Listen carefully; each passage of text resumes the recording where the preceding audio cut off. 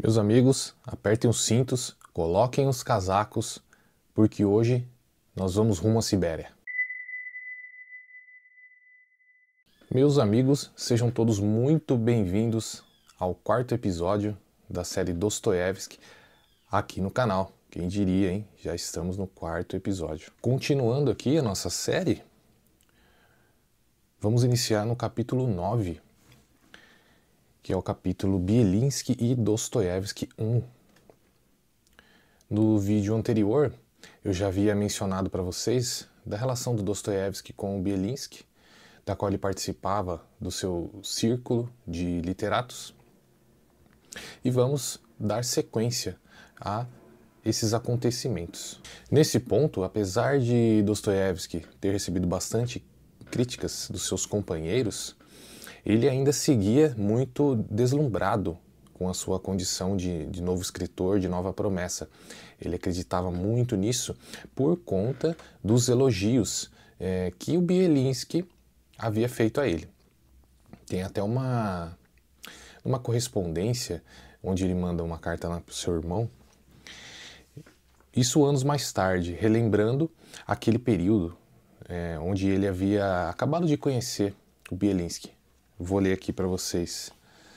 Eu saí em estado de êxtase, parei na esquina da casa dele, olhei para o céu, para o dia luminoso, para os transeuntes, e com todo o meu ser senti que um momento solene acontecera em minha vida. Uma ruptura decisiva, algo inteiramente novo havia começado. Mas algo que eu não havia previsto até mesmo em meus sonhos mais apaixonados. Oh, serei digno daquele louvor? E que pessoas, que pessoas!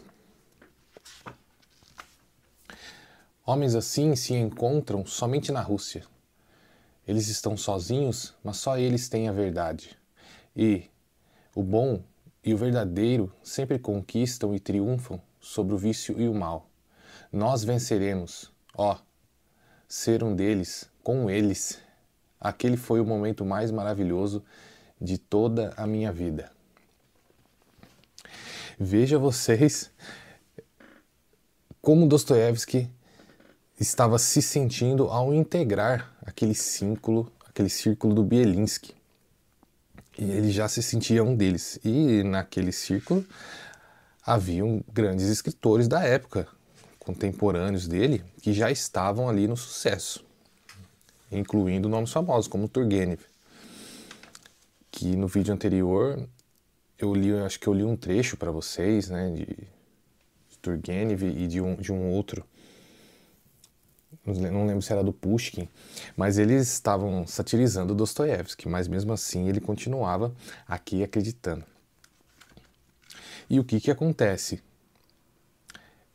Ele fica deslumbrado com essa amizade, imaginando-se a nova tendência literária, por conta do lançamento de Gente Pobre, que havia sido elogiado por Bielinski. Só que o que acontece? Gente Pobre ele foi elogiado por Bielinski no início por conta do tema, por conta de Dostoiévski trazer lançar um olhar sobre a servidão. E aquilo, naquele momento, era o que mais se falava. Todos os literatos, a inteligência russa, estava com os olhos voltados para a servidão, para as desigualdades sociais, para os pobres, para os oprimidos, e enfim. Então, quando Dostoiévski lança um livro, o seu primeiro romance,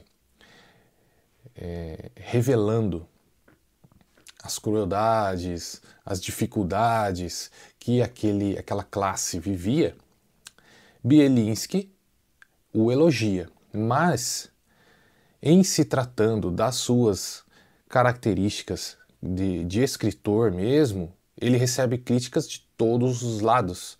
E aí fica difícil também entender se aquelas críticas que vieram ali dos seus companheiros eram um pouco de ciúme, ou se realmente tinha fundamento. Eu acredito que um pouco dos dois, até porque era o seu primeiro escrito, e uma das críticas que vieram de todos os lados era sobre a sua prolixidade, que ele não conseguia se expressar com clareza, fazer muitos rodeios. E aí o que acontece? Ele tem ali a sua primeira frustração, porque ele se imaginava, já naquele período, amplamente elevado, né, muito acima da sua condição real. Em seguida, ele lança o seu próximo livro, o seu próximo romance, que é o Duplo, e ele recebe as mesmas críticas. E aí, como ele vinha recebendo muitas críticas ali no círculo de Bielinski, ele resolve abandonar esse círculo e entra então para um novo círculo que pertencia a um dono de um outro jornal, que seria O Contemporâneo. Bielinski, ele participava do Anais da Pátria. Então ele rompe ali com aquele círculo do Bielinski e vai se associar com outros escritores. Só que ele já havia desenvolvido o hábito de pegar dinheiro emprestado. Então quando ele sai do Anais da Pátria e rompe com aquelas pessoas, ele já devia dinheiro para o dono do Anais da Pátria. O que vai implicar no seguinte: ele estando agora associado ao Contemporâneo, ele vai ser obrigado a escrever alguns artigos para o Anais da Pátria, porque ele devia dinheiro. Então isso aí nós vamos ver mais para frente. Só que aí o que acontece? Após ele deixar o Bielinski, Bielinski acaba criticando com mais veemência. É isso, né, gente? É coisa de ego, coisa de ser humano. E uma coisa interessante é que todos esses primeiros livros dele, Gente Pobre, O Duplo, enfim, todos eles foram muito criticados, como eu mencionei para vocês, na época. Porque hoje em dia, praticamente todos os leitores idolatram todos esses livros do Dostoiévski. Inclusive, aqui na biografia, por parte do autor, né, do Joseph Frank, esses livros são muito bem elogiados também, pelo fato de conseguir trazer para nós a descrição desses acontecimentos da época. E acontece também que nesse período, ao que tudo indica, estava retornando ali para aquelas influências românticas. No último vídeo eu comentei com vocês que ele estava numa espécie de transição para um socialismo utópico, para um realismo na literatura, mas tudo indica, na verdade, que ele estava perdido ainda, buscando as suas reais influências, a sua identidade, né, para ser mais preciso. E partindo do próximo capítulo, que é o Folhetins e Experimentos, Dostoiévski, pouco tempo depois, arruma um emprego na Gazeta de São Petersburgo para escrever em folhetins. E uma coisa muito interessante que eu vou trazer para vocês é como que surgiu o romance em folhetins. Você que já consome literatura clássica já há algum tempo, você deve saber que esses romances, mais ou menos desse período aí, século XIX, acho que século XX já nem tanto, mas eles eram escritos e publicados em folhetins, né, semanalmente, parte a parte. Depois, quando já havia terminado de escrever, aquilo era reunido e publicado em formato de livro. E esse estilo de romance em folhetins ele surgiu na França, e na década de 1830, quando era costume usar esse espaço para publicar essas notícias ou essas crônicas em folhetins. E aí um rapaz, deixa eu ver o nome dele aqui, Frédéric Solier, ele viu nisso uma oportunidade de juntar essas publicações e publicar os tais romances de folhetim. Então, os escritores da França na época foram se adaptando a essa nova tendência e passando a publicar os seus romances dessa forma, semana a semana. E aquilo se espalhou pelo mundo. E a Rússia, como nós já vínhamos vendo, recebia muitas tendências da Europa, principalmente da França, e também passou a adotar esse estilo de publicação. Foi daí, inclusive, que surgiu o tal do esquete fisiológico do Gogol. Quem assistiu o vídeo anterior deve lembrar que o Gogol publicava os seus livros sob um novo olhar, um novo aspecto, que descrevia a fisiologia ali, o funcionamento da sociedade russa. Surgiu também desse período. Bom, Dostoiévski, ele inicia as suas publicações daqueles textos, e aí nesse período aqueles novos companheiros deles fica meio que enciumado pelo fato dele ainda publicar coisas no Anais da Pátria e publicar ali também. Mas, enfim, picuinhas ali, mas por conta daquelas dívidas de dinheiro que ele já tinha com o dono do Anais da Pátria. E o seu próximo personagem nessas publicações, ele vai entrar ali com um teor mais romântico, o que também recebe mais críticas de toda a inteligência russa ali da época, porque o pessoal já estava em outra. O pessoal já estava passando por realismo literário, e aquele negócio de romantismo já não estava agradando mais ali. Mas na verdade ele recebe mais essas críticas por conta da sua próxima publicação, que seria A Senhoria. Eu não li ainda, não sei do que se trata, eu tenho apenas as informações passadas aqui na biografia, que também não são muitas. O Joseph Frank não entra em grandes detalhes, talvez não seja uma obra de grande importância. Mas dentro das características e dos temas passados nessa obra, o biógrafo nos diz que ele vai tratar de temas folclóricos da Rússia, de superstições religiosas, de temas teológicos, perdição da alma, da nação eterna, de uma religião de luz e esperança no homem versus a religião tradicional, de misticismo e fatalismo, enfim, coisas teológicas e culturais da Rússia antiga, tradicional, versus aquele novo mundo que ele estava vivendo em São Petersburgo. Portanto, essa publicação da Senhoria não modificou em muita coisa o status quo ali de Dostoiévski na época. Diferentemente da sua próxima publicação, que eu vou ler aqui para vocês porque é impossível decorar, Nietochka Niesvanovna. Essa publicação, então, seria um marco de uma transição de estilo literário do Dostoiévski, onde ele passaria de uma abordagem psicossocial para uma abordagem psicomoral. A grande diferença é o seguinte: nessa abordagem psicossocial você tinha ali uma influência da sociedade no indivíduo, como eu também já havia comentado com vocês, onde o indivíduo era altamente influenciado pelos problemas sociais, pelas suas condições onde nascia, enfim. Já nessa abordagem psicomoral, Dostoiévski vai explorar os problemas da psique humana. Mais especificamente, nesse romance, os temas são sadomasoquismo, o prazer mórbido, a incapacidade de vencer os seus desejos internos. Ou seja, a incapacidade de controlar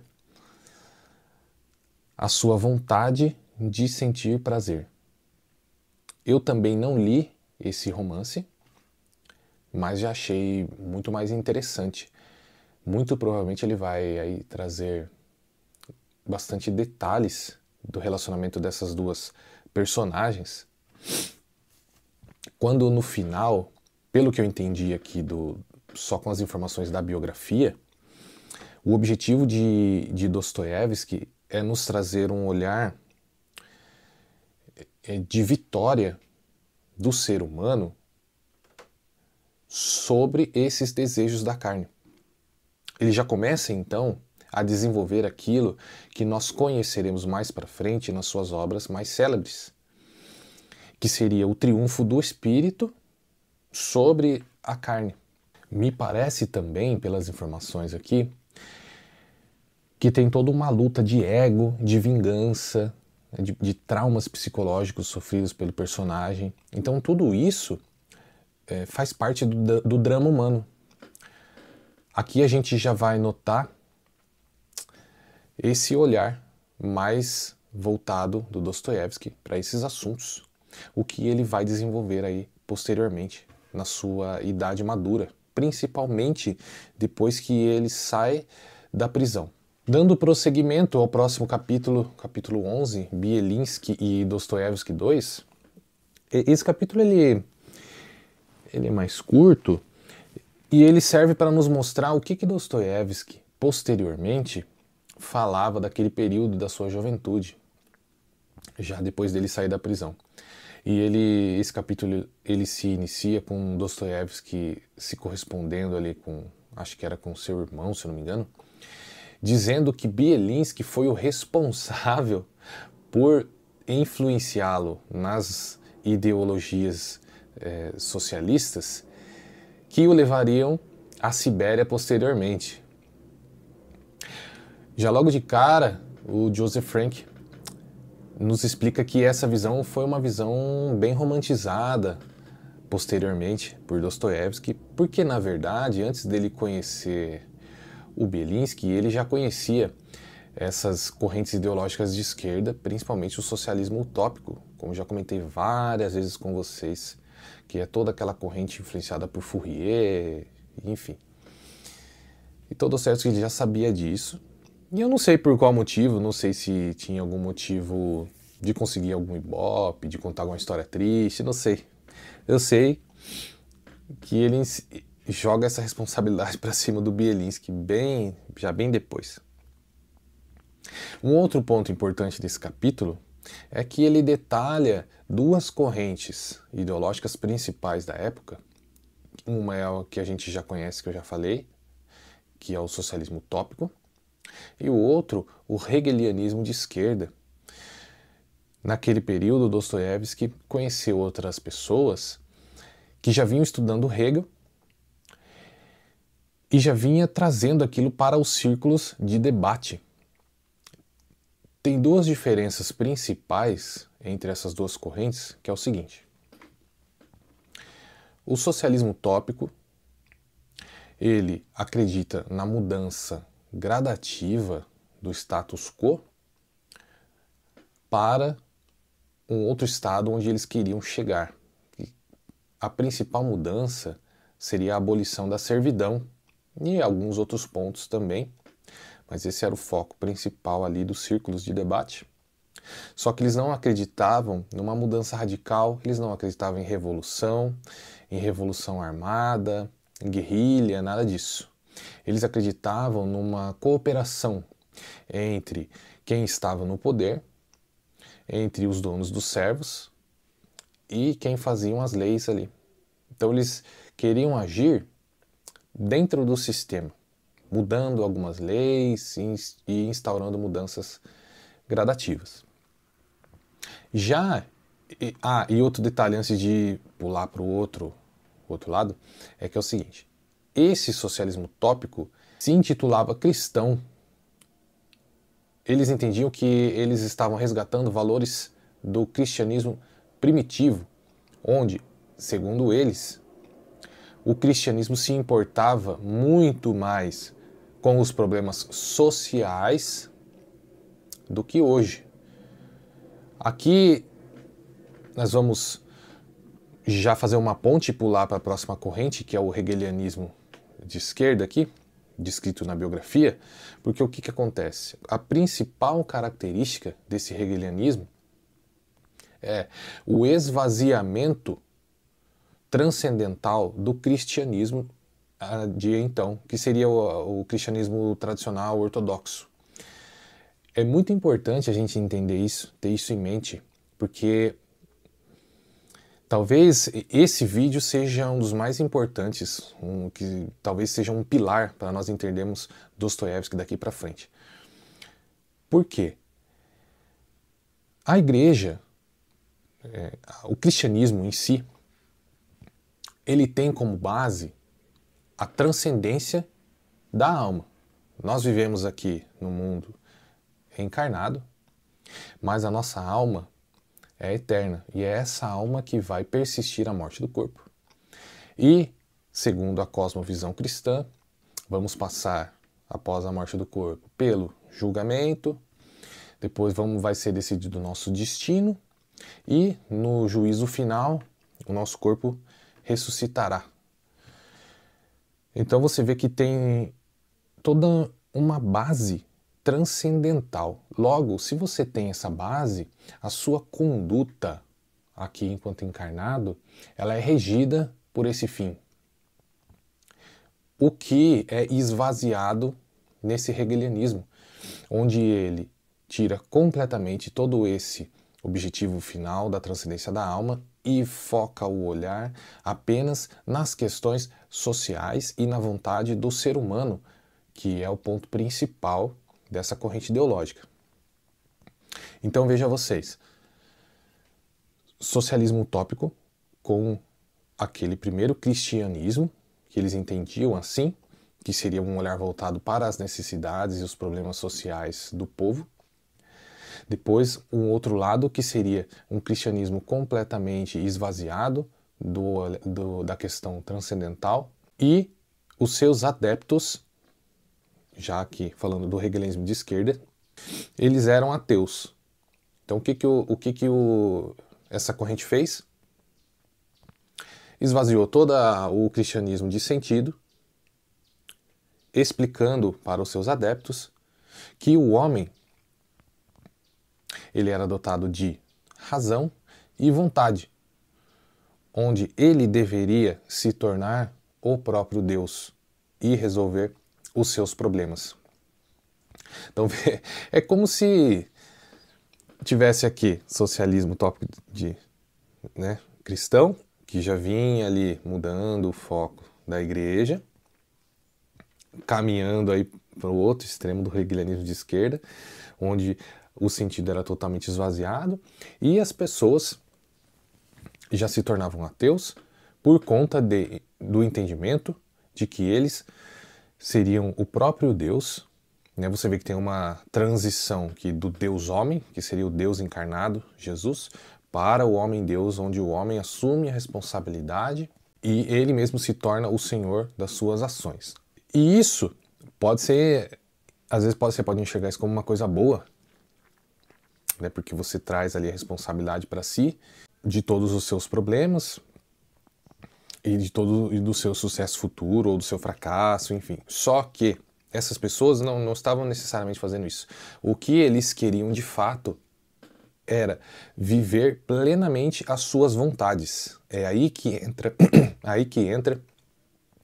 a chave da questão. E aí, abrindo um parênteses, esse foi um grande marco dentro da história das revoluções, dentro das correntes ideológicas modernas.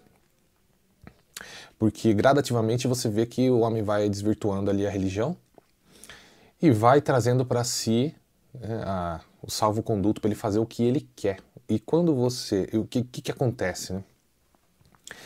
A religião, ela tem uma moral, que seria um código de conduta. E dentro desse código de conduta, você vai reparar que ele nos ensina a conter as nossas vontades. Conter é diferente de extinguir. O que significa? Todos nós temos vontades relativas ao nosso corpo e essas vontades, se não controladas, se nós vivermos essas vontades livremente, ela nos prejudicará e prejudicará o nosso convívio em sociedade. É para isso que serve. E, na verdade, se você for parar para pensar, todos nós temos isso dentro de si. Eu não precisaria nem da religião para nos dizer isso. Mas, enfim, a religião nos diz isso, nos ensina através da moral. Se você extingue qualquer regra moral e deixa o homem livre para que ele faça o que ele quiser, então a pessoa vai barbarizar. Então, se ela tem vontade, sei lá, de riqueza, de poder, ela vai fazer qualquer coisa. E nós vemos isso, não vemos? Nós vemos muitas pessoas aí se perdendo nesse mundo materialista, fazendo tudo o que quer, passando por cima de todo mundo, dando golpe, roubando, enfim. E no final das contas, é isso o que essas pessoas queriam. Só que cada um tem as suas fraquezas, né, em determinados focos. Então um vai para sexualidade, outro vai para gula, o outro vai para os crimes, para o materialismo, enfim. Essa moral da igreja serve para nos guiar, para bem viver.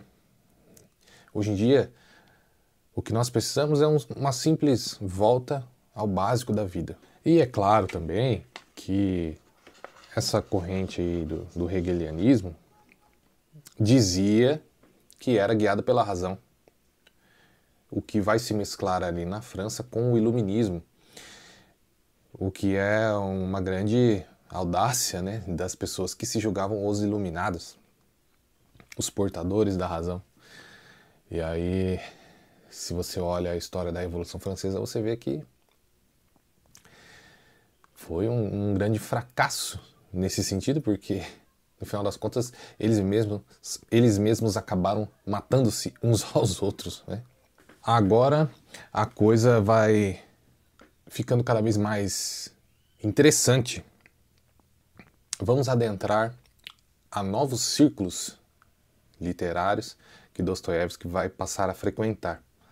O próximo círculo que Dostoiévski faz parte é o círculo de Bieketov, dos irmãos Bieketov. Esse círculo literário era formado também por socialistas utópicos em sua grande maioria, que eram aqueles que acreditavam na mudança gradual das coisas. Dentro desse círculo ele faz novas amizades, dentre eles um personagem aí que virou um dos seus melhores amigos, que se chamava Maikov, que passa então a assumir ali o papel de Bielinski na crítica em Anais da Pátria, apesar de não ser tão aclamado quanto Bielinski, pelo que eu entendi aqui. Mas enfim, os dois eles fazem essa amizade e esse Maikov acaba elogiando Dostoiévski, gostando ali do seu trabalho, e os dois acabam se aproximando. Esse Maikov também fazia parte desse círculo, só que ele acaba morrendo pouco tempo depois. Dostoiévski então passa a frequentar a sua casa, faz amizade ali com os seus irmãos e vai se aprofundando na relação com aqueles membros. Dentro desse círculo de Bieketov, o membro mais importante era o Petrachevsky. Para quem já ouviu há um pouco aí sobre Dostoiévski, já sabe do que eu estou falando. Esse Petrachevsky participava então desse grupo e, posteriormente, ele vai fundar um outro grupo que passaria então a se denominar Círculo de Petrachevsky, porque as reuniões aconteciam na casa dele. E de que maneira que se deu isso? Dostoiévski, ele se muda para uma outra casa, passa a morar sozinho e passa então a se sentir solitário. E ele começa a organizar jantares para outros membros e aí então ele conhece o Petrachevsky, começa a fazer amizade com essas outras pessoas e passa a frequentar o círculo de Petrachevsky. E esse Maikov, ele era tido como um conhecedor do pensamento de Dostoiévski, da sua psicologia. E eu vou ler aqui um trechinho do que ele dizia sobre Gogol e sobre Dostoiévski, que sempre tinha essa comparação. Veja bem, mas Gogol é preeminentemente um poeta social, enquanto Dostoiévski é preeminentemente um psicológico. Para o primeiro, o indivíduo é importante enquanto representativo de uma determinada sociedade ou de um determinado grupo. Para o segundo, a própria sociedade é interessante devido à sua influência sobre a personalidade do indivíduo. Dostoiévski nos dá um retrato artístico impressionante da sociedade russa, mas nele isso proporciona apenas o pano de fundo da tela e é completamente engolido pela importância do interesse psicológico. A gente já havia passado por cima aqui, mencionado essas duas características bem distintas um do outro. E você vê que ao longo da biografia isso vai se confirmando. A gente vai construindo essa imagem do Dostoiévski. Tudo isso é muito importante para quando você for ler as obras de fato. No primeiro vídeo eu comentei com vocês que essa biografia, segundo o próprio autor, traria um olhar sobre o contexto em que Dostoiévski vivia para melhor entender as suas obras e menos para a sua vida particular, apesar de ter algumas particularidades dele, mas a gente percebe que o foco é muito mais no contexto realmente. Eu tenho certeza que quando você for pegar aí as obras para ler daqui para frente, você já vai conseguir lançar um outro olhar e desvendar várias camadas de significado que Dostoiévski colocava nas suas obras, porque tudo estava inserido nesse contexto e nas suas experiências pessoais. E o que acontece dentro desses novos círculos que Dostoiévski vai penetrando? Claramente havia uma tensão entre eles. Tudo dentro disso que nós já estamos falando, dentro desse contexto. Você tinha grupos eslavófilos versus pessoas que queriam influências ocidentais para dentro da Rússia. Então, esses eslavófilos eram pessoas conservadoras que entendiam que a Rússia tinha a resposta para todos os problemas, ou seja, eram pessoas patriotas, não queriam influências externas na Rússia.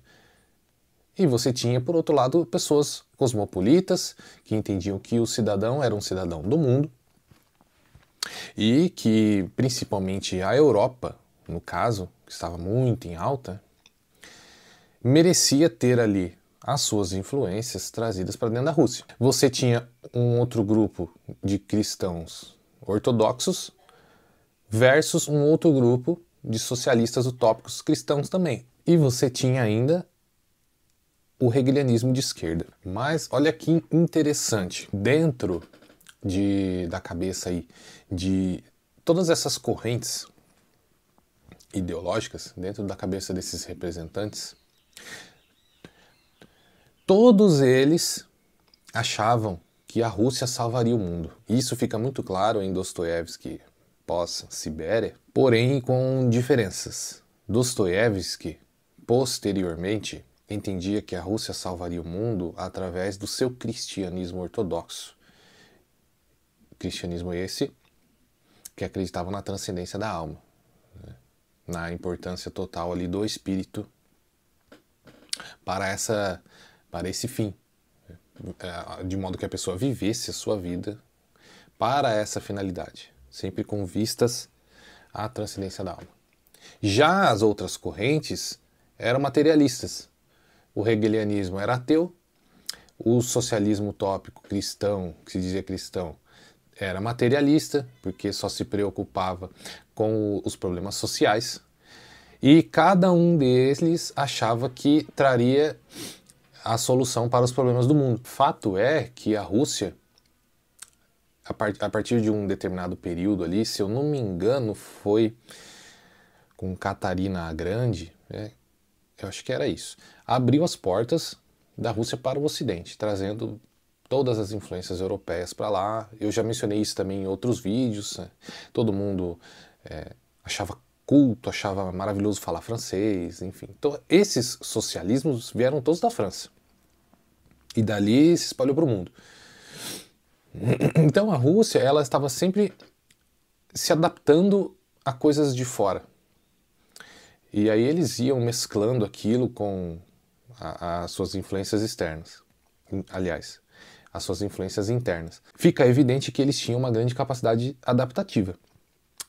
E esses grupos modernos, que não era ali o cristianismo ortodoxo, entendiam que toda essa mescla, essa capacidade adaptativa, seria depois transposta para o mundo e, enfim, todos os problemas surgiriam, as soluções para os problemas surgiriam dali. Saindo dessa contextualização toda, voltando para a linha narrativa, Dostoiévski depois do círculo de Beketoff, passa a frequentar o círculo de Petrachevsky. E o Petrachevsky tinha a mesma idade que Dostoiévski na época, que era 26 anos. Ele também era um socialista utópico, acreditava naquelas mesmas premissas. E o seu grupo, ele já teve início muitos anos antes, em algum momento ali da década de 40. Eles estavam, se eu não me engano, em 46, 47. Então, alguns anos antes, o círculo ele já havia iniciado.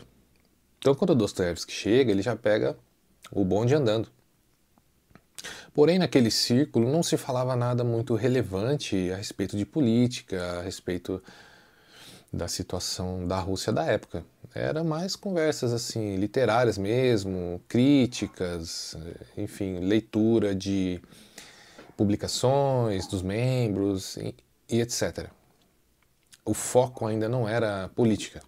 Tem um detalhe muito curioso a respeito do Petrachevsky, que era o seguinte: no início do grupo ele era totalmente fourierista, né? Acreditava ali naqueles ideais de Fourier, mas ele já vinha abandonando aquela visão fantástica de mundo, daquela visão utópica de como resolver as coisas, qual seria o sentido das coisas e a solução. Mas teve uma ideia que o Petrachevsky não abandonou, que era a vida em falansterios. Pesquise aí que você verá do que se trata. O Fourier, ele tinha uma brilhante ideia de que se as pessoas vivessem em conjunto em um único lugar, esse lugar se denominaria falanstério, todos os problemas se resolveriam. E o que aconteceu? O Petrachevsky, como ele já tinha dinheiro, já vinha de família rica, enfim, ele construiu um falanstério e chegou a levar para lá 40 famílias de servos da época para morar junto. E não se sabe o que aconteceu, só que no dia seguinte pegou fogo, destruiu o sonho dele.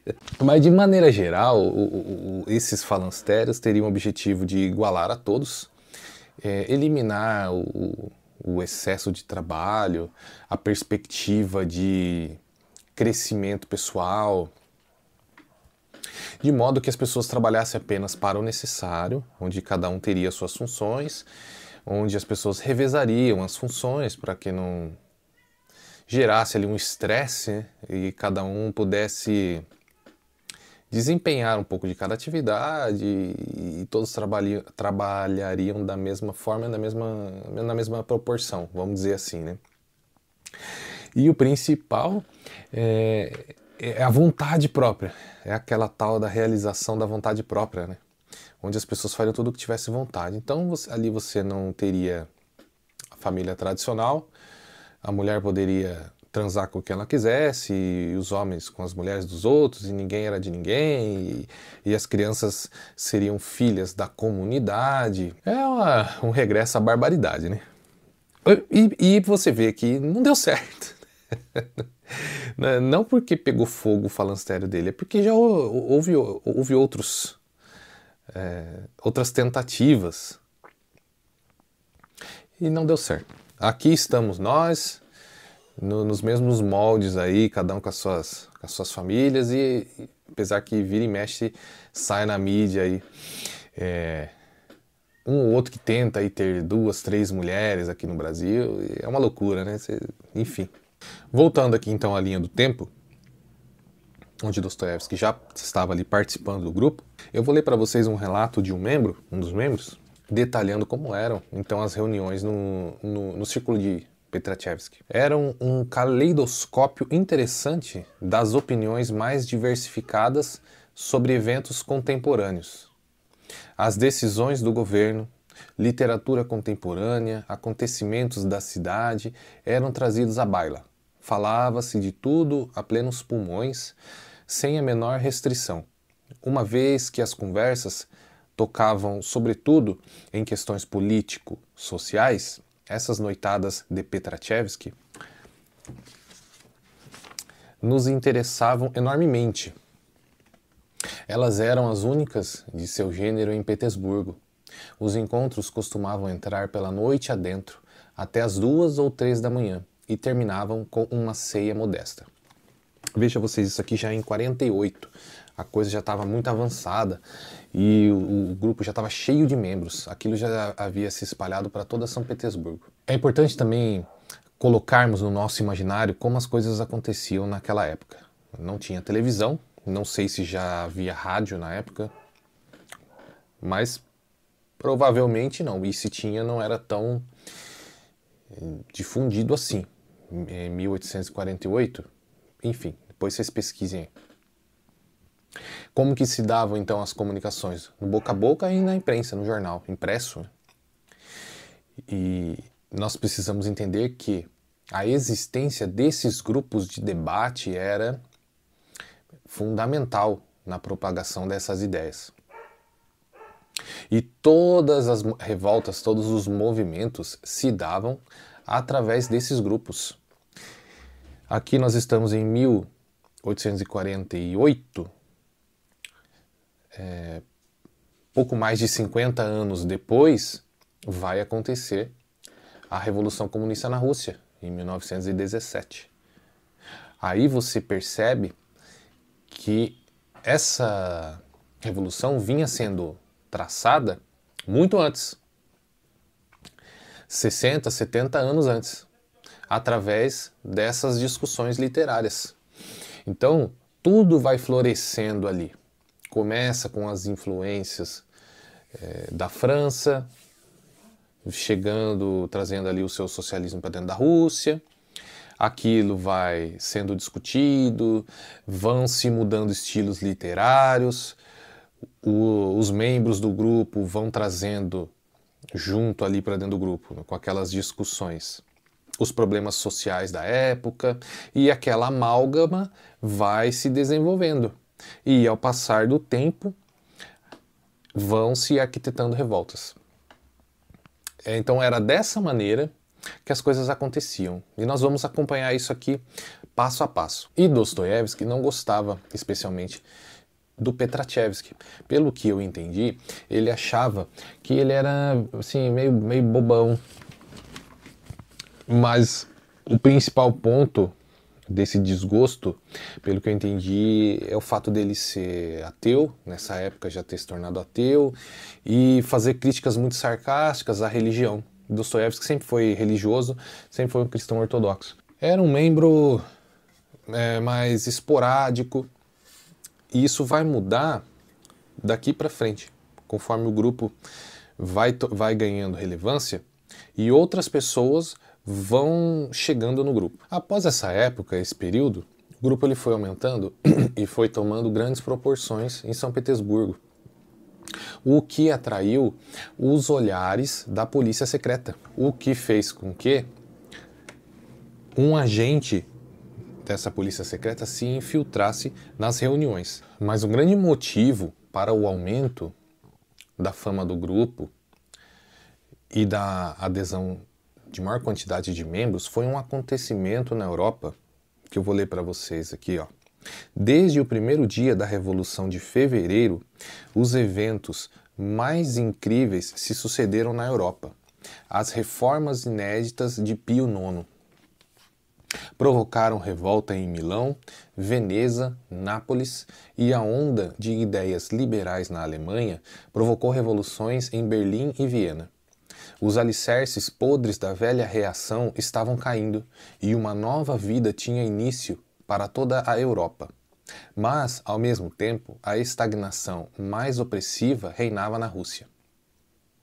O pensamento e a imprensa estavam cada vez mais confinados e nenhuma atividade aparecia em qualquer lugar desde que a vida social fora esmagada. Praticamente, a cada entrega de correio vinda do estrangeiro, ouvíamos falar sobre novos direitos concedidos ao povo, de bom grado ou não, enquanto na sociedade russa só ouvíamos rumores de mais limitações e restrições. Quem se lembra daquele período sabe como tudo isso funcionava nas mentes da intelectualidade jovem. Essas correspondências que chegavam da Europa fervilhavam a cabeça dos jovens da época dos intelectuais. Como eles tinham aquele problema com a servidão na Rússia, ainda estagnada, eles olhavam aquelas revoltas acontecendo na Europa e desejavam e sonhavam aquilo para a Rússia. E aqui entra assim uma grande questão para mim, que é o seguinte: essas revoltas eram sempre provocadas por movimentos de esquerda, por movimentos socialistas, não eram ainda marxistas, né? Só para deixar assim bem claro, mas eram sempre promovidas por grupos de esquerda, grupos socialistas. E hoje a gente tem, né, dentro desse cenário político que a gente vive, uma clara polarização de esquerda e direita, e você tem as duas bolhas, né? Então a bolha da direita considera tudo que é da esquerda ruim, e o da esquerda vice-versa. Eu não consigo enxergar as coisas dessa maneira. Se você for olhar na história, como aqui nós estamos vendo, quem catalisou essa mudança? Quem que deu início a essa mudança dessa abolição da servidão, por exemplo? Foram esses movimentos. Só que como esses movimentos trouxeram outros problemas para a civilização, essa bolha da direita joga tudo na lata do lixo. Então, o ser humano, ele é sempre assim. Ele não é 100% bom, nem 100% mal, como a literatura nos ensina. Ao passo que eles foram um motor dessa mudança, eles também trouxeram esse esvaziamento espiritual das religiões, por exemplo, culminando no ateísmo, culminando no materialismo e na realização de todas as vontades do ser humano. Mas deram esse pontapé para essas mudanças. Essas mudanças que chegaram na Rússia, essas notícias que fizeram com que esses grupos surgissem e posteriormente culminassem no fim da servidão russa. Note que são acontecimentos em cadeia. Nem esses grupos de esquerda foram lá e libertaram os servos por conta própria, e nem o grupo conservador fez isso sozinho de livre e espontânea vontade. Você tem todo esse ciclo de acontecimentos na história. E isso eu entendo que é importante a gente ter em mente, principalmente quando a gente vai ler um livro de literatura, para que a gente possa buscar entender a coisa da maneira mais completa. E até trazendo para os dias atuais, para que a gente não tenha uma opinião assim muito fechada ali dentro da panelinha. Eu enxergo dessa maneira. Todos os seus movimentos têm os seus problemas. A igreja também está cheio de problemas, assim como está cheio de coisas boas. A nossa sociedade foi moldada dentro da moral cristã no Ocidente. Como já tem vídeo aqui no canal falando da cultura, foi uma resenha do Scruton, da Cultura Importa, que vocês podem ver aqui no canal. Em resumo, o ser humano é complexo. E Dostoiévski, participando desses grupos, com tudo isso que eu já trouxe aqui para vocês, desses acontecimentos da Europa, percebe-se que ele era muito mais um curioso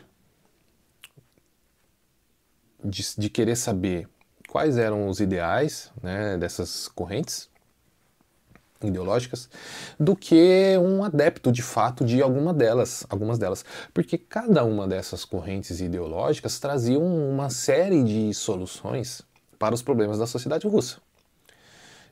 Todo movimento de esquerda, ele propõe mudanças radicais na estrutura da sociedade.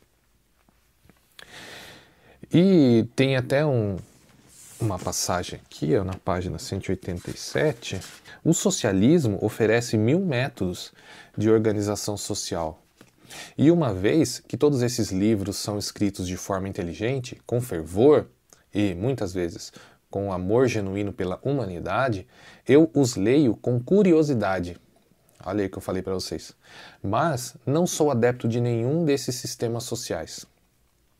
E estou convencido de que a aplicação de qualquer um deles traria consigo a ruína inevitável. E não estou falando sobre nós, mas mesmo da França. Então isso Dostoiévski dizia já naquela época, né? Sem saber aí o que aguardaria a Europa dali para frente. E por que é importante a gente falar sobre isso? Porque Dostoiévski será preso. E qual que será a acusação? O que Dostoiévski realmente estava fazendo naqueles grupos? É isso que nós precisamos entender. Então, essa informação vai compondo o nosso entendimento futuro. Porque, na verdade, Dostoiévski, o pensamento de Dostoiévski, ele estava fixado na própria Rússia e no povo russo. Ele era um eslavófilo, porque ele não acreditava nessas influências europeias para dentro da Rússia. E a questão principal para ele, de por que ele foi se meter assim naqueles grupos, para além das questões sociais, né, de socializar com outros escritores e dele querer ali se promover, talvez, né? Mas a questão primordial era o campesinato, era a servidão que ainda persistia na Rússia. Aquilo era o que mexia com os seus nervos. E nós temos aí relatos na biografia de que Dostoiévski ficava maluco. É uma das poucas coisas que o tirava do sério, que fazia com que ele tivesse ataques coléricos, era quando se falava desse assunto da servidão. Até, inclusive, ele vai publicar aí posteriormente um livro que se chama Humilhados e Ofendidos. Para ele, essa questão era de defender assim, essas pessoas era primordial, era fundamental. Sendo assim, seria então natural que ele caminhasse por todas essas correntes socialistas da época, porque todas elas, como eu trouxe aqui para vocês, mencionavam problemas, soluções para os problemas da sociedade russa, cada um a seu modo. E ele estava ali de curioso, querendo saber do que se tratava. Aqui, em um relato de um participante desses grupos, que também é importante trazer aqui para vocês, que a partir do grupo Petrachevsky surgiram vários outros grupos satélites, onde cada um discutia algum assunto específico ali da sociedade russa com algum objetivo. E um desses participantes fez um relato que vai nesse sentido que eu estou querendo trazer aqui para vocês a respeito do Dostoiévski. Então, o que ele fala de Dostoiévski? Que todas essas teorias não tinham importância para nós, que deveríamos olhar para a vida e as organizações históricas seculares do nosso povo, onde na propriedade comunal da terra, na Artiel, cooperativa operária de compartilhamento de salário, e nos princípios de responsabilidade mútua da aldeia para o pagamento de impostos. Existiam, havia muito tempo, bases bem mais sólidas e normais que em todos os sonhos de Saint-Simon e sua escola. Esse Saint-Simon era um teólogo do socialismo utópico também, junto com Fourier. Ele dizia que a vida em uma comuna, que seria um daqueles falancérios, ou num falancério, lhe parecia mais terrível e repugnante do que qualquer prisão. Ou seja, para Dostoiévski, a Rússia do jeito que ela estava lá naquele momento era melhor e tinha mais soluções mais palpáveis do que essas comunas, esses falancérios aí, essas maluquices, né, que subverteriam todo o código de conduta através da moral cristã, que já estava melhor do que viver naquele amontoado de gente lá.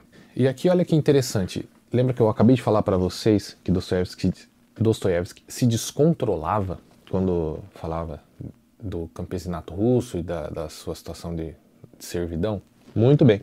Ele deu aí um show desses numa das reuniões, falando sobre esse assunto, o que atraiu o olhar de um novo participante ali, naquele grupo, que enxergou nele essa característica principal para o que ele estava procurando. O nome desse participante, deixa eu ler aqui para você que também é dificílimo de falar, Nikolai Spietniev. Esse cara estava ali, frequentando o Círculo Petrachevsky, e ele fundou um outro grupo, que passou então a se denominar Círculo Spietniev. Esse cara era radical, e esse cara tinha o poder de transformar as palavras em ações. Ali existe como se fosse uma continuidade, né, na linha do tempo, onde você tinha Círculo Bekehtov, literatura em geral, Círculo Petrachevsky, misturando literatura e acontecimentos, né, da sociedade russa, e o Círculo Spietniev, que seria um círculo revolucionário, onde ele estava buscando pessoas com capacidade para executar ações. E vendo Dostoiévski discursando de maneira enfática e colérica, ele atrai Dostoiévski para o seu círculo e aí a coisa começa a ficar feia. Esse Nikolai Spietniev, inclusive, serviu de inspiração para Dostoiévski escrever o seu personagem Stavrogin em Os Demônios, o seu livro onde ele detalha o modus operandi do sistema, do movimento, de como era formado, todo aquele background, enfim, de como surgiu o movimento comunista, de como aquilo foi organizado na Rússia. Obviamente, como você já deve estar imaginando, surgiu tudo dessa experiência que ele teve nesses círculos literários da época. Então aqui a coisa vai se direcionando totalmente para a movimentação política e revolucionária. Esse cara, ele era um fazendeiro rico, muito provavelmente um herdeiro, né? Porque era novo, tinha 20 e poucos anos. Ele já havia viajado toda a Europa e inclusive morado lá um tempo. De socialista utópico, ele passa a comunista igualitário, obviamente ateu. Acredita-se que ele teve contato direto com Engels e Marx, inclusive, hein? Olha só, nesse período que ele morou na Europa. Vou ler aqui para vocês. Aqui na página 193, diz assim, ó. Há também razões para crer que Spietniev, durante sua estada em Paris, foi influenciado pelos próprios pais do marxismo, ainda não marxistas, é claro. No outono de 1844, Engels escreveu uma carta para O Novo Mundo Moral, uma revista ouenista comunista, em que afirmava orgulhosamente que, abre aspas, estamos tendo muito sucesso entre os russos que vivem em Paris. Há 3 ou 4 nobres e proprietários de terras russos que se declaram comunistas e ateus radicais. Um historiador com conhecimento incomparável do radicalismo russo acha que, abre aspas, dificilmente podemos duvidar que um desses russos fosse Spietniev. Olha aí, hein? Então esse cara não estava de brincadeira. Esse aí foi beber da fonte. Então, mais um que volta da Europa trazendo influências para dentro da Rússia. Então, como já foi dito aqui dentro das características dele, ele era ateu, ele era materialista e de moral completamente relativa.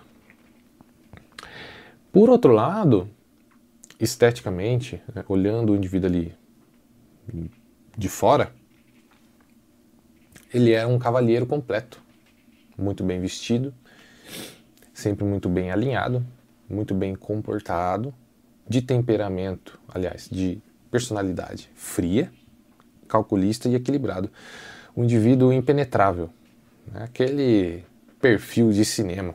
Mais um indício de que ele teve contato ali com Marx e Engels, porque as ideias que ele trouxe para a Rússia já eram ideias aí que nós veríamos em Marx posteriormente em seus tratados. Ele era a favor de estatizar completamente os meios de produção. Ele era a favor da revolução comunista através do terrorismo. E assim que tivesse a primeira oportunidade, ele executaria isso. Então, juntando uma coisa com a outra, você vê que ele realmente... Assim, fica muito difícil ele não ter tido contato com essas ideias marxistas. Aqui na página 195, nós vamos ter aí um breve relato de como seria a sua personalidade. Olha só. E portanto, senhores, uma vez que resta apenas a palavra falada para nós, tenham a intenção de usá-la sem a menor vergonha ou consciência, sem senso de desonra, a fim de fazer propaganda do socialismo, ateísmo, terrorismo, de tudo o que é bom no mundo.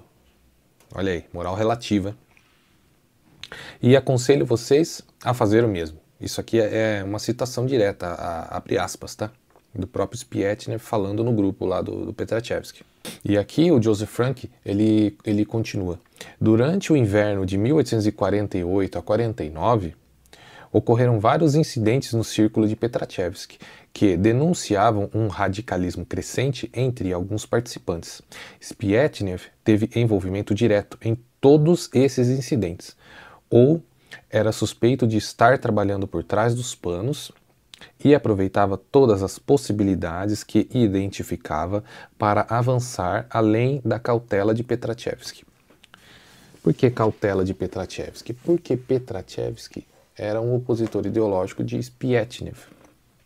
O Petrachevsky, como eu falei para vocês, era um socialista utópico e acreditava na mudança gradual, na mudança através de leis.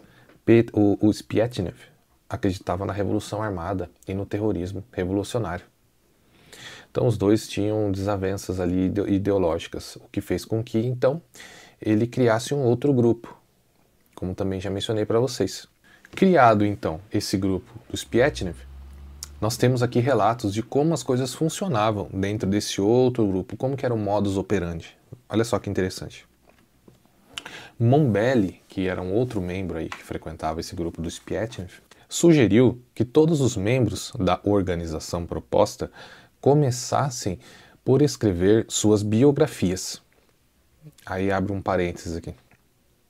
Talvez para fins de pressão e chantagem, fecha parênteses. E que os traidores deveriam ser executados. Então, quando o indivíduo adentrasse ali para o grupo, esse grupo revolucionário, ele já deveria escrever a sua biografia e deixá-la à disposição ali dos donos do grupo, para que, em caso de deserção ou traição, essas pessoas fossem expostas, ridicularizadas, mas na verdade o objetivo era matar mesmo, elas seriam executadas. Quem já leu Os Demônios sabe do que eu estou falando e esses relatos estão lá. O que acontece? Dentro desse grupo, eles têm a ideia de montar uma gráfica, que seria uma gráfica de fachada, e também serviria para imprimir os panfletos e distribuir para as pessoas na Rússia, né, com propagandas comunistas e revolucionárias.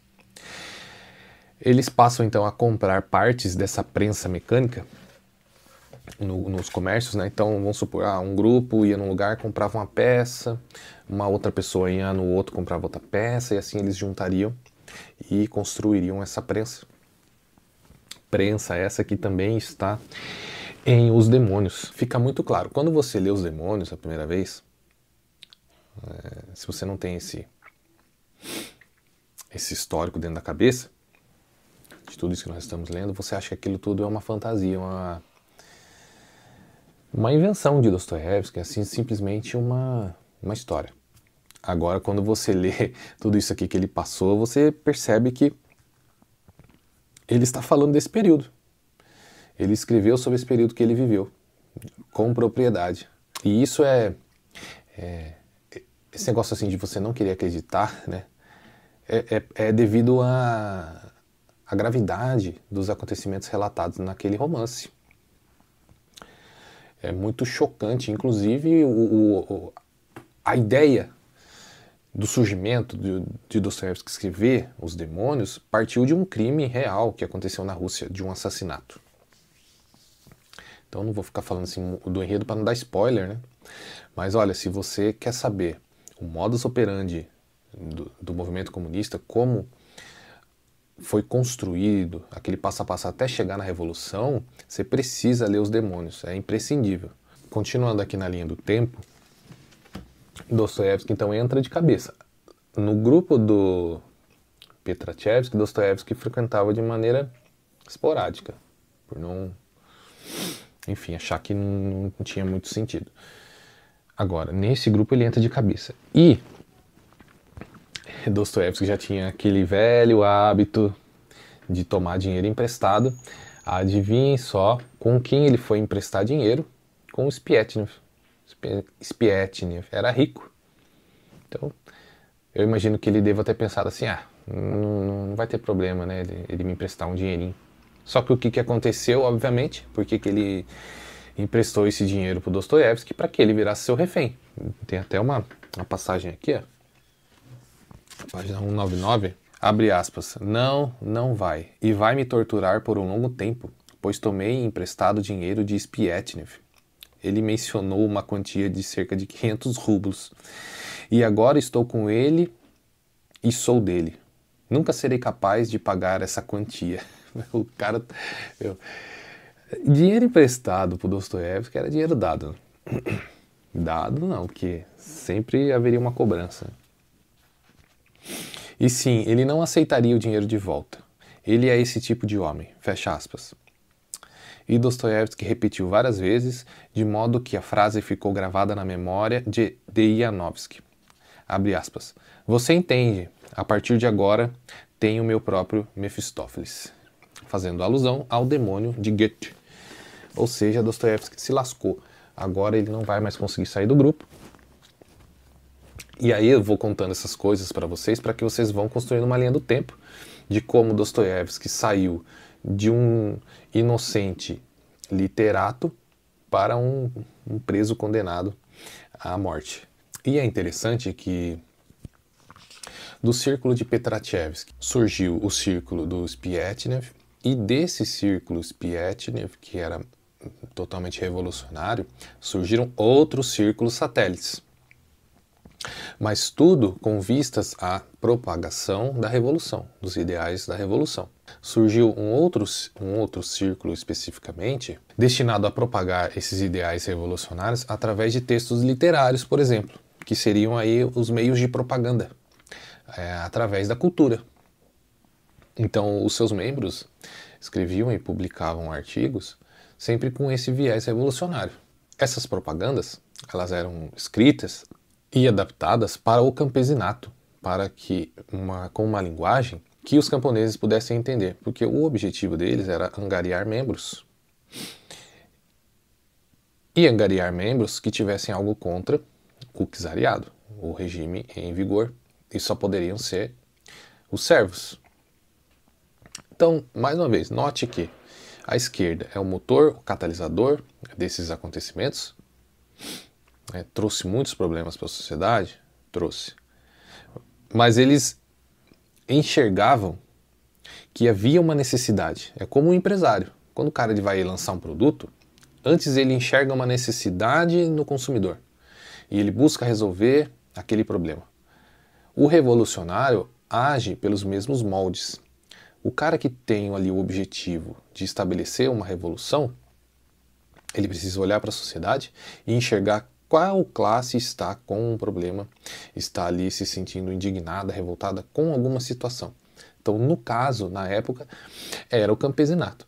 Depois, na época de Karl Marx, já no contexto de Revolução Industrial, será o proletariado.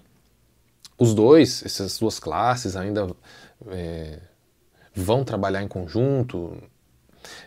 Haverá uma tentativa, na verdade, né, por conta dos revolucionários, de associar essas duas classes. Até daí também vem a foice e o martelo, né? Os operários e o campesinato.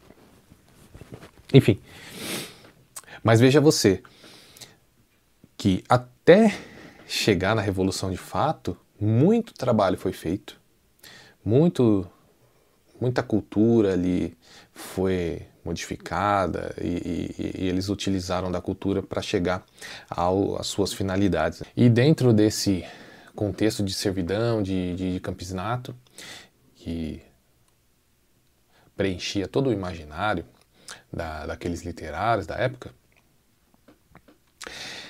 teve um acontecimento que foi a guinada na vida de Dostoiévski, onde é como se todo um processo de culpa fosse instaurado ali sobre ele, que foi o episódio da carta de Gogol. O que acontece? O Gogol, ele ficou conhecido, não sei se vocês lembram, como aquele cara que passou a descrever a sociedade russa. Quais eram as características da sociedade russa? Então ele descrevia lá o povo da cidade, o campesinato, a servidão, né, os servos, os donos dos servos, enfim. Ele descrevia tudo aquilo. Então ele era tido por Bielinski como o seu ídolo.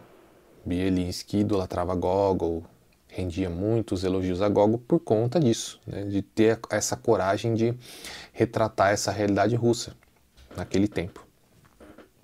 Só que o Gogol, ele se converte ao cristianismo ortodoxo e ele tira a ênfase dos problemas sociais e coloca ênfase na transcendência do espírito. Então, é como se... Não é que ele passou a... Isso no meu entendimento, tá? Não é que ele passou a achar que a servidão era uma coisa normal e necessária para o ser humano. Mas sim que ele entendeu que esse mundo era um mundo onde o sofrimento era uma coisa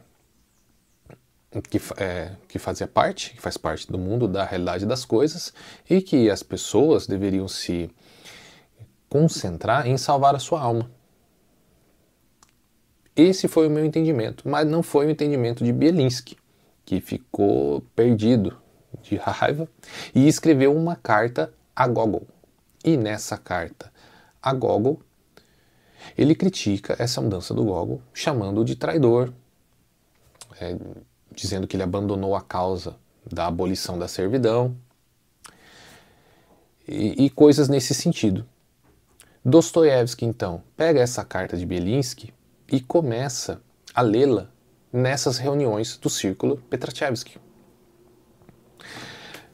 com ênfase a criticar o czariado, o status quo da época. E ele faz isso mais de uma vez. E aí vocês lembram, que eu comentei nesse vídeo anteriormente, que o aumento do volume de participantes do grupo Petrachevski direcionou os olhares da polícia secreta lá para dentro? Pois muito bem. Um policial infiltrado registrou nas suas atas que Dostoiévski era um membro ativo contra o czariado e que vinha fazendo protestos ferrenhos contra a servidão. E dentro desses debates onde Dostoiévski lia as cartas a Gogol, o grupo meio que rachou e ficou dividido entre os socialistas utópicos, que eram tidos como moderados, e os revolucionários radicais, liderados ali por Spietnev. E aí o debate aconteceu, teve um participante do grupo chamado Golovinsky, que se posicionou a favor desse radicalismo e do rompimento com o Petrachevski, e Dostoiévski, levado ali pela euforia do momento, daquele discurso, ficou do lado desse Golovinsky. E então ali as coisas se estabeleceram. Então Dostoiévski formalmente estava agora do lado dos radicais revolucionários. E esse policial, que o nome dele era Antonelli, também registrou isso na sua ata. Então, quando ele foi lá entregar lá para o seu superior o relatório das reuniões, estava lá que Dostoiévski era perigosíssimo, um revolucionário, uma pessoa que queria a queda do czariado, enfim. Cara, mas isso você vê, aconteceu ali nas últimas reuniões do círculo. Todo esse período que Dostoiévski teve lá, Ele estava preocupado com a servidão, com as condições das pessoas, e no último momento, onde ele leu essa carta, que ele se exaltou, o policial estava lá e fez essa observação e colocou o nome dele lá. E aí, meus amigos, o chicote estralou.